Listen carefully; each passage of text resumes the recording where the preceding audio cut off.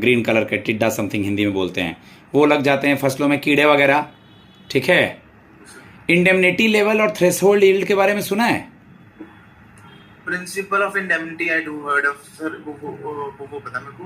Can I say that principle of indemnity is basically to give the insurer whatever the loss he incurred, like if a person has insured something, let's say अगर किसी ने 1 लाख की insurance करवाई है but उसका loss हुआ है 50,000 या 60,000, तो he'll be liable, or the company will be liable to pay only the 60,000, not the total amount of 1 lakh.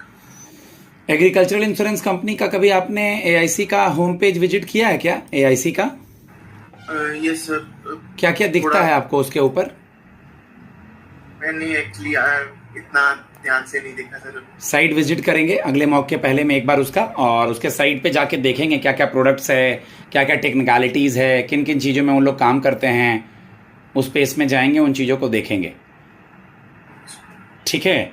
अगर हम लोग बात करें, जैसे किसी को आप एग्रीकल्चरल इंश्योरेंस से रिलेटेड समझाएंगे, एग्रीकल्चरल इंश्योरेंस का AIC का कुछ प्रोडक्ट्स वगैरह देखा है उसके होम पेज पे जाके कि जनरली देते क्या है ये? मतलब AIC भी, एग्रीकल्चरल इंश्योरेंस कंपनी भी तो कस्टमर्स, जो भी रूरल एरिया के कस्टमर होंगे उनके कुछ प्रोडक्ट्स तो देते होंगे ना। AIC का अपना कुछ नाम वगैरह भी तो होगा ना?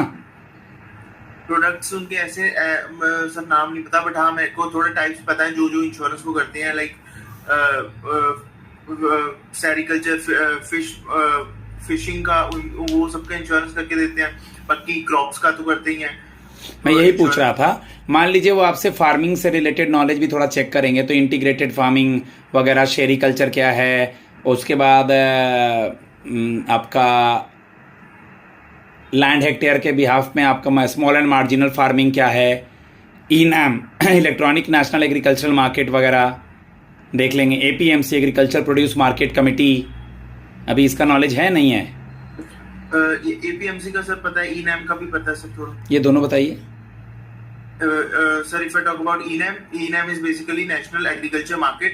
It is a kind of e-commerce for the farmers itself, by which they can sell their product in the whole country itself, and directly contact with the buyers and sellers through that particular portal.